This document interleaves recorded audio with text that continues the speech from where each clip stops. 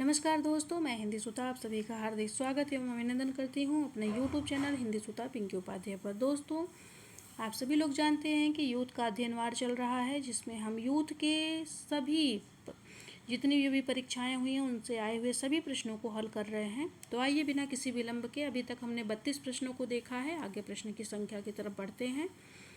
हमारा अगला प्रश्न है, निम्नलिखित में से किसने हिंदी साहित्य का इतिहास नहीं लिखा? तो ये ध्यान रखिएगा कि हिंदी साहित्य का इतिहास इसमें से किसने नहीं लिखा है। आप सभी लोग जानते हैं कि डॉक्टर नगेंद्र जी संपादन किए हैं अपने ग्रंथ का। हिंदी साहित्य का इतिहास जो है इनका, उस ग्रंथ का इन्होंने संपादन किया है, न कि लिखा है। आइए विस्तृत रूप देख लेते हैं इसमें क्या है। निम्नलिखित में से डॉक्टर नगेंद्र ने हिंदी साहित्य का इतिहास नहीं लिखा, बल्कि ये हिंदी साहित्य का इतिहास ग्रंथ के संपादक रहे हैं। तो ध्यान रखिएगा, जो ये हिंदी साहित्य का इतिहास नामक ग्रंथ है, इसके संपादक कौन रहे हैं? तो डॉक्टर नगेंद्र जी रहे हैं। जबकि डॉक्टर राम कुमार वर्मा द्वारा लिखित जो इतिहास है हिंदी साहित्य का आलोचनात्मक इतिहास, इसका जो समय है 1938 है। ध्यान रखिएगा, इसका क्या है? 1938। ध्यान रखिएगा कितना है? तो 1938।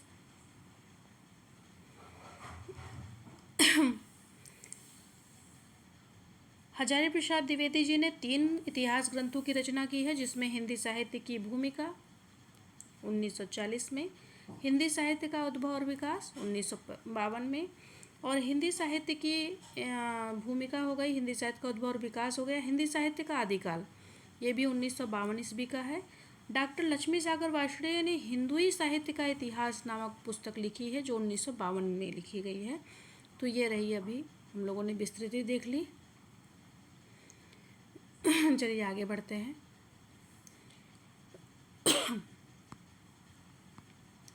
किस इतिहास लेखक ने अपने इतिहास ग्रंथ में लगभग 5000 कवियों का विवरण दिया है?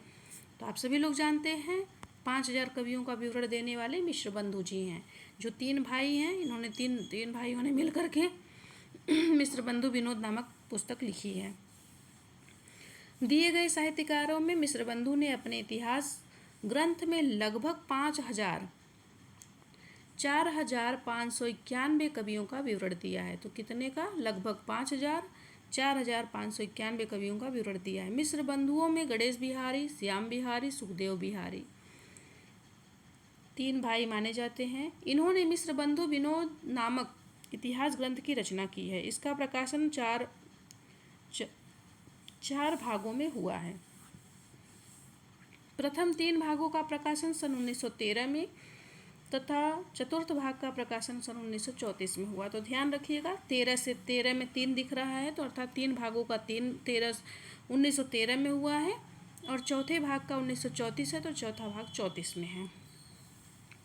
शिव सिंह सेंगर ने शिव सिंह सरोज नामक जो रचना की है वो 1883 ईस्वी में लिखा है, जिसमें 838 कवियों का विवरण दिया गया है। ग्रियर्सन ने अपने इतिहास ग्रंथ में 952 कवियों का, आचार्य रामचंद्र शुक्ल ने अपने इतिहास ग्रंथ में 1000 कवियों और लेखकों को शामिल किया है। तो ध्यान रखिएगा, आचार्य रामचंद्र शुक्ल ने अपने ग्रंथ में, इतिहास ग्रंथ में 900 कवियों को, अर्थात कि 900 नहीं 1000 कवियों को और लेखकों को शामिल किया है। जबकि ग्रियर्सन ने 952 को और शिव सिंह सेंगर ने, उन्होंने कितना किया है? तो उन्होंने 838 कवियों का विवरण दिया है। चलिए अगले प्रश्न की तरफ बढ़ते हैं। आचार्य रामचंद्र शुक्ल के इतिहास ग्रंथ में कालों के नामकरण का आधार क्या है? बहुत महत्वपूर्ण प्रश्न है, तो ध्यान रखिएगा। आचार्य रामचंद्र शुक्ल के इतिहास ग्रंथ में कालों के नामकरण का आधार है युग प्रवृत्ति। आगे देखते हैं हम। आचार्य रामचंद्र शुक्ल के इतिहास ग्रंथ में कालों के नामकरण का आधार युग प्रवृत्ति रहा है। आचार्य शुक्ल ने अपना इतिहास ग्रंथ हिंदी साहित्य का इतिहास विधेयवादी पद्धति पर लिखा है। तो ये बहुत महत्वपूर्ण है कि उन्होंने किस पद्धति पर लिखा है? तो विधेयवादी पद्धति पर लिखा है उन्होंने। इसका प्रकाशन वर्ष कितना है? तो 1929 है।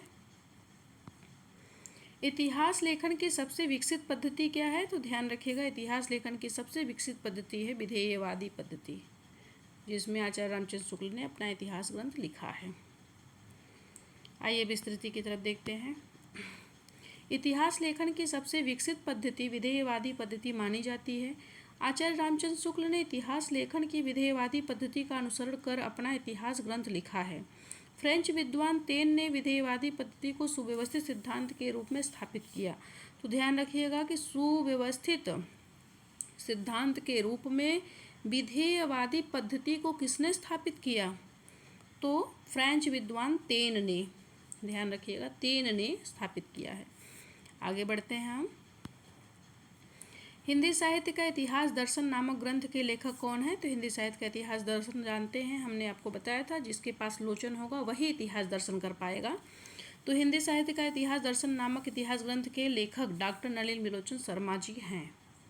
कौन है? डॉक्टर नलिन बिलोचन शर्मा जी हैं। चलिए आगे बढ़ते हैं हम।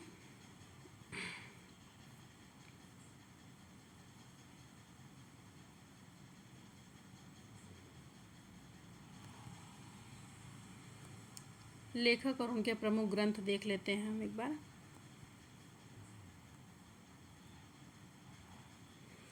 विजयेंद्र स्नातक, इन्होंने लिखा है हिंदी साहित्य का इतिहास। डॉक्टर नामवर सिंह ने लिखा है दूसरी परंपरा की खोज। और डॉक्टर विनय मोहन जी ने लिखा है हिंदी साहित्य का अभ्युत्थान। तो हिंदी साहित्य का अभ्युत्थान किसने लिखा है? डॉक्टर विनय मोहन जी ने। और दूसरी परंपरा की खोज डॉक्टर नामवर सिंह ने। और हिंदी साहित्य का इतिहास किसने किया है? तो विजेंद्र स्नातक जी ने। आगे बढ़ते हैं हम। भारतीय साहित्य की भूमिका के लेखक हैं। भारतीय साहित्य की भूमिका के लेखक हैं डॉक्टर रामविलास शर्मा जी। डॉक्टर रामविलास शर्मा जी ने भारतीय साहित्य की भूमिका की जो ये पुस्तक है उन्होंने लिखी है। आगे बढ़ते हैं हम।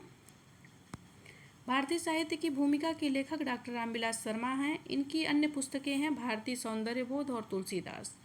ये भी महत्वपूर्ण है, बहुत बार पूछा गया है। भारतीय सौंदर्यबोध और तुलसीदास। लोक जागरण और हिंदी साहित्य दूसरा इनका है।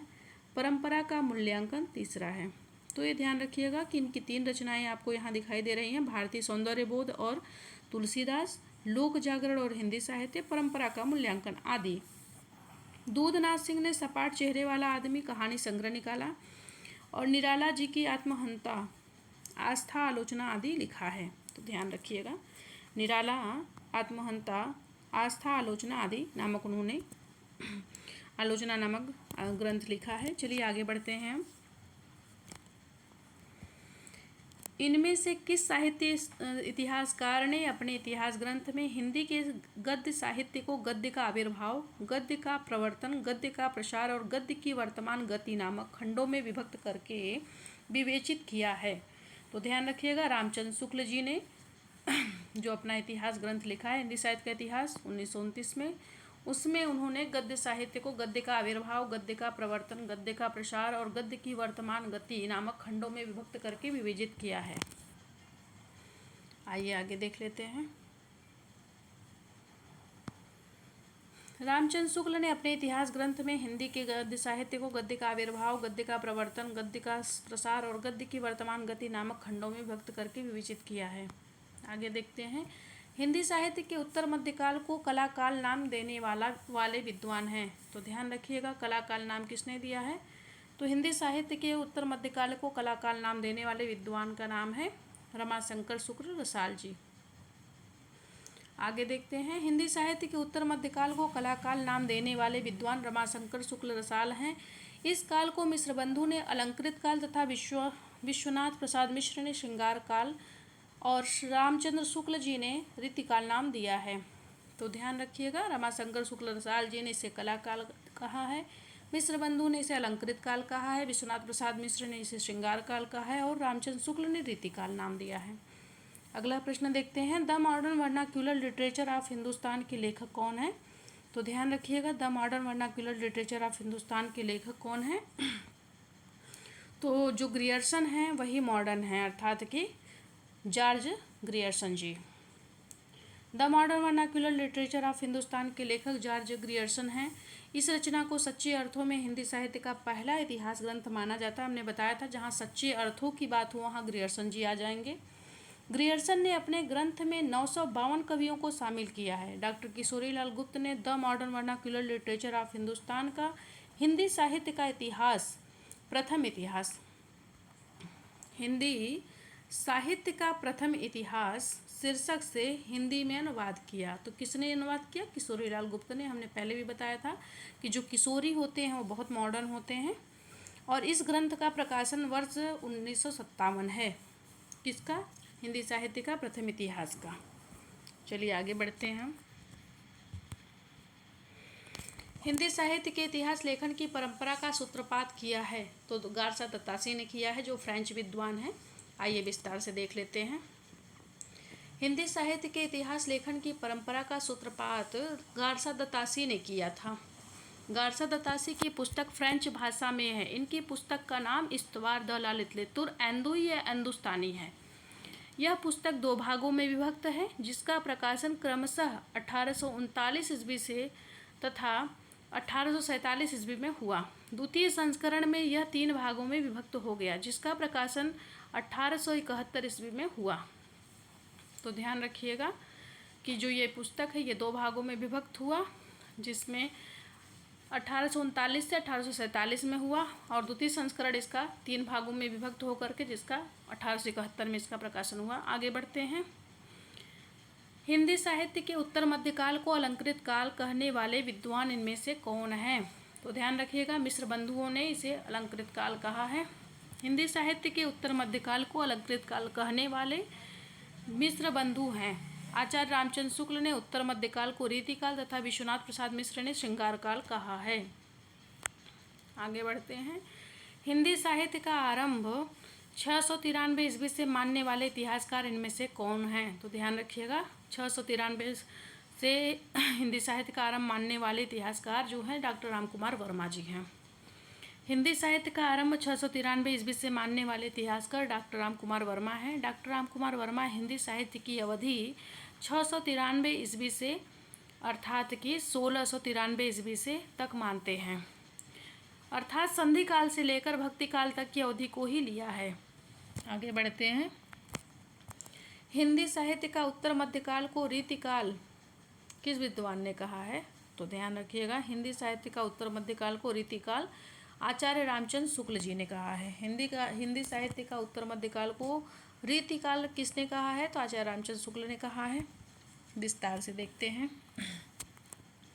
हिंदी साहित्य के उत्तर मध्यकाल को रीतिकाल आचार्य रामचंद्र शुक्ल ने कहा है। रीतिकाल को विद्वानों द्वारा दिए गए अन्य नाम हैं, इस प्रकार हैं। क्या नाम है अन्य? रमाशंकर शुक्ल रसाल ने कलाकल नाम दिया है, ध्यान रखिएगा। पंडित विश्वनाथ प्रसाद मिश्र ने श्रृंगार काल नाम दिया है। मिश्र बंधु ने अलंकृत काल नाम दिया है। तो मिश्र बंधु जी ने रीतिकाल को अलंकृत कर दिया है, ध्यान रखिएगा। आगे बढ़ते हैं हम। वर्ण क्रमानुसार लिखा गया हिंदी साहित्य के इतिहास का प्रथम ग्रंथ निम्नलिखित में से कौन सा है? तो ध्यान रखिएगा कि ये जो वर्ण क्रमानुसार लिखा गया हिंदी साहित्य के इतिहास का प्रथम ग्रंथ निम्नलिखित में से कौन है? आइए विस्तार से देख लेते हैं। द इस्तवार ला लिटरेचर एंदुई एंदुस्तानी वर्ण क्रमानुसार लिखा गया हिंदी साहित्य के इतिहास का प्रथम ग्रंथ है।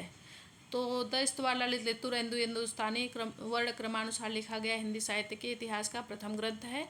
फ्रेंच विद्वान गारसा दत्तासी ने इसे फ्रेंच भाषा में 2 भागों में लिखा है, जिसके दोनों भागों का प्रकाशन वर्ष क्रमशः 1839 ईस्वी से तथा 1847 ईस्वी में हुआ।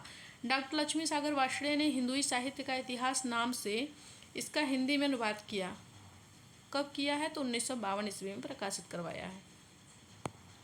अगले प्रश्न को देखते हैं। डॉक्टर गणपति चंद्र गुप्त के अनुसार हिंदी साहित्य के इतिहास का पुनर्लेखन किस दृष्टिकोण के अनुसार किया जाना चाहिए?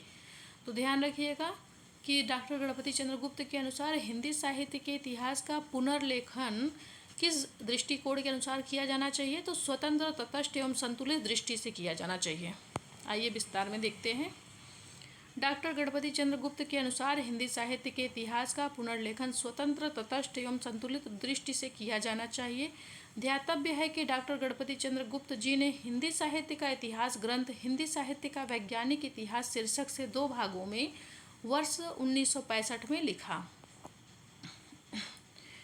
आचार्य शुक्ल की ऐतिहासिक दृष्टि क्या है? तो आचार्य शुक्ल की ऐतिहासिक दृष्टि है युग की परिस्थितियों को प्रमुखता प्रदान करती है।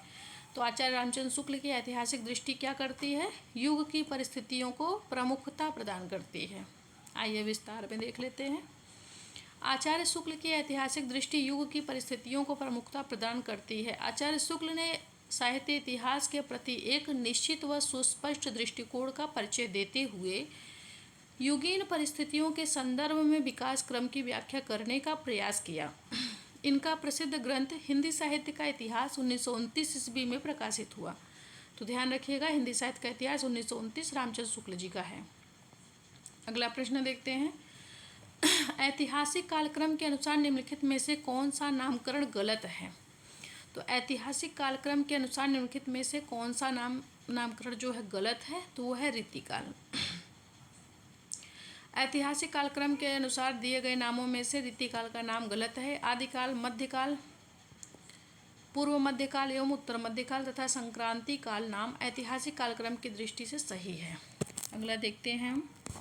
निम्नलिखित में से किस लेखक ने कालों की रचनाओं की विशेष प्रवृत्ति के अनुसार उनका नामकरण किया है? तो ध्यान रखिएगा, आचार्य रामचंद्र शुक्ल जी ने कालों के रचनाओं की विशेष प्रवृत्ति के अनुसार उनका नामकरण किया है।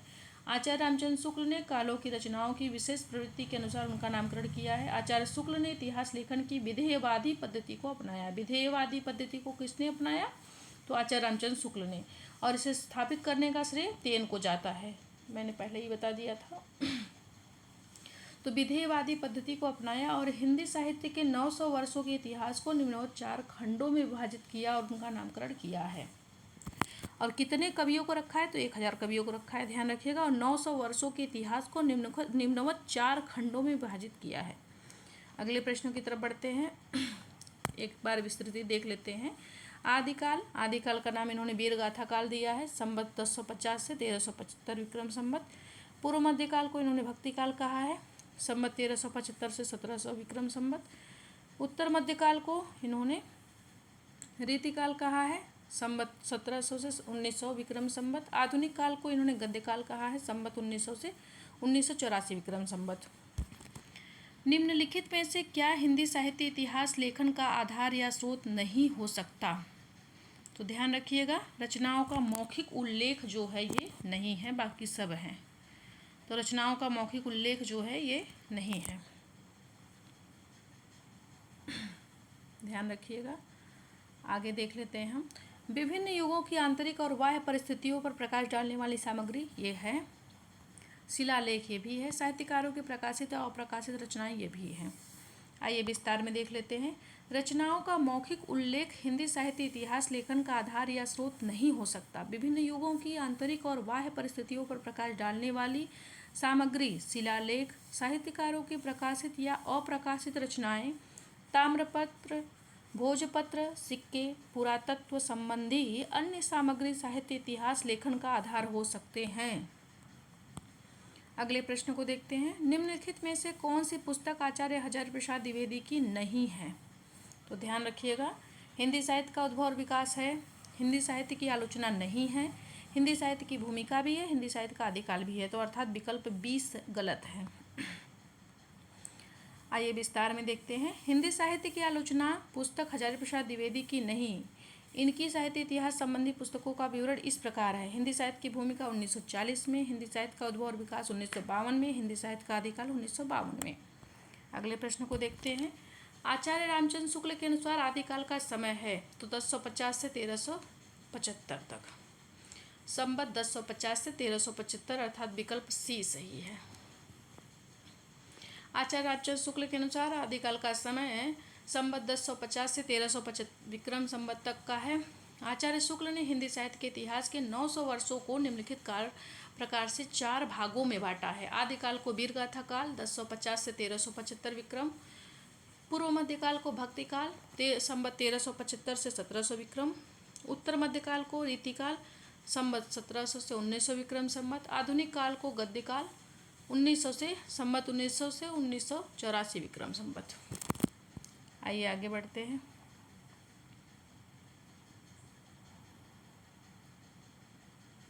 अगला प्रश्न है, इस्तवार द लालित लेतुर एंदुई हिंदुस्तानी नामक ग्रंथ किस भाषा में लिखा गया? तो ध्यान रखिएगा, ये फ्रेंच भाषा में है, 1187 की रचना है। आगे आइए विस्तार में देखते हैं।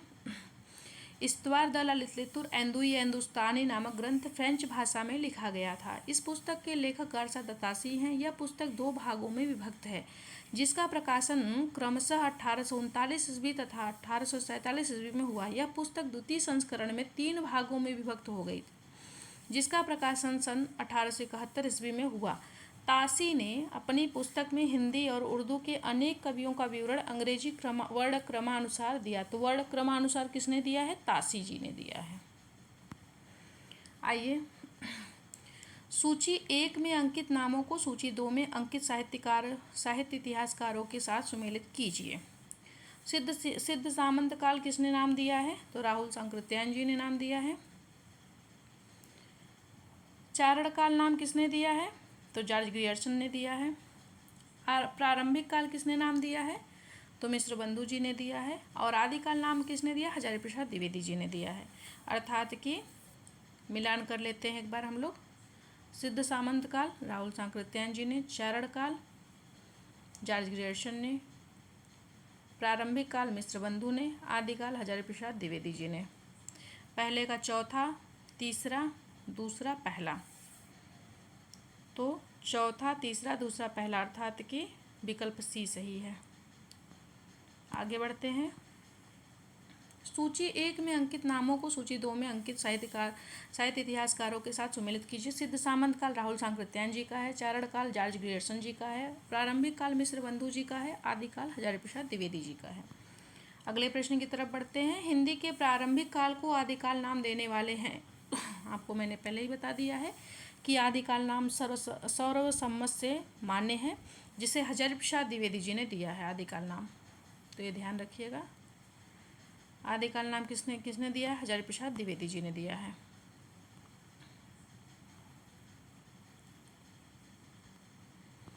हिंदी के प्रारंभिक काल को आदिकाल नाम डॉक्टर हजारी प्रसाद द्विवेदी जी ने दिया है। आदिकाल का नामकरण करने वाले प्रमुख विद्वान इस प्रकार हैं। तो ध्यान रखिएगा, चारण काल ग्रियर्सन ने, प्रारंभिक काल मिश्र बंधु ने, बीज बपन काल महावीर प्रसाद द्विवेदी ने, वीर गाथा काल रामचंद्र शुक्ल ने, संधि एवं चारण काल डॉक्टर रामकुमार वर्मा ने, सिद्ध सामंत काल राहुल सांकृत्यायन जी ने दिया है। इस प्रकार हमने आज इतने प्रश्न देखे हैं। अब कल हम जो है प्रश्न संख्या 57 से देखेंगे। इसी के साथ धन्यवाद, नमस्कार। पुनः मिलेंगे।